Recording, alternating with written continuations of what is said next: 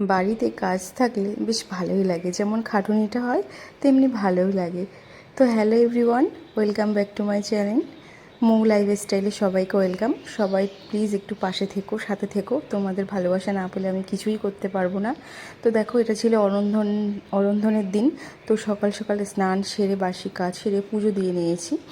আর এখানে দেখেছি আমার বড়মশাই সমস্ত ডালা নিয়ে এসে হাজির।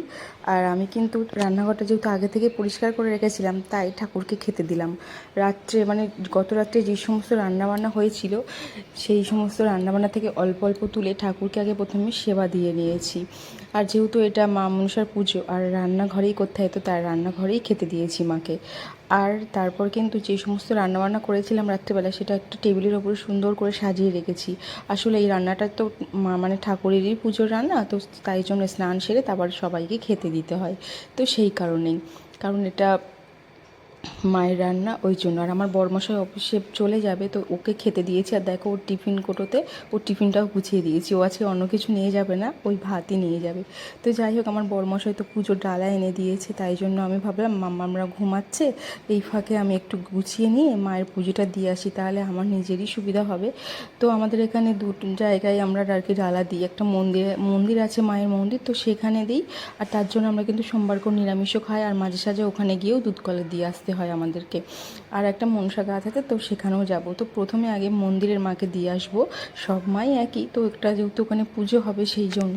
তো এখানে দেখো, শাড়ি, আলতা সিঁদুর, 5 রকম ফল, মিষ্টি, ফুল, ধূপ, বাতি, বাতাসা সমস্ত কিন্তু আমার বড়মশাই গুছিয়ে এনে দিয়েছে। তো আমি ভাবছি কি, কাকিমা আসলেই বেরিয়ে যাব, কারণ কাকিমা হচ্ছে আমার মানে আমাকে সাহায্য করে।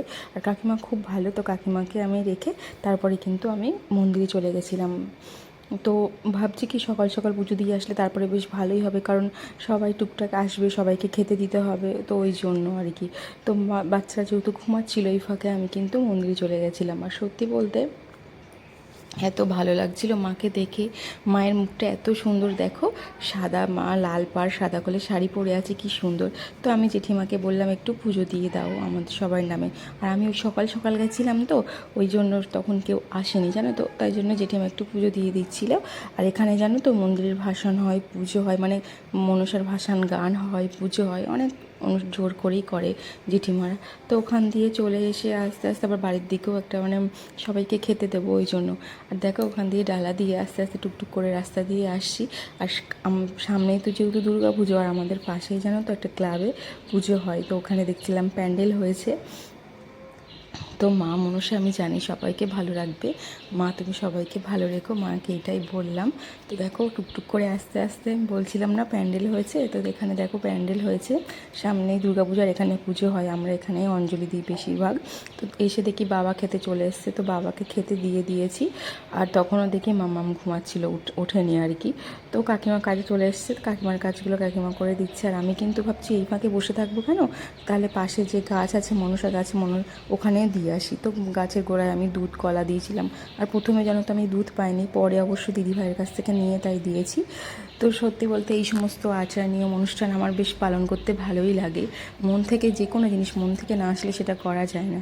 তো এখানেও মাকে পুজো দিয়েছি, দিয়ে আবার চলে এসেছি। দেখি আমার বন্ধু এসে হাজির, মানে জিকুবাবুর মাস্টারমশাই, তো ওকে বলেছিলাম, ও খেতে চলে এসছে। আর জানো তো, এই নিয়মটা মানে সবাইকে নিমন্ত্রণ করতে নেই, এটা চেয়ে খেতে হয়, ঠাকুরের পান্তা তো। আর এই পান্তা খেলে জানো তো রোগ সেরে যায় অনেক।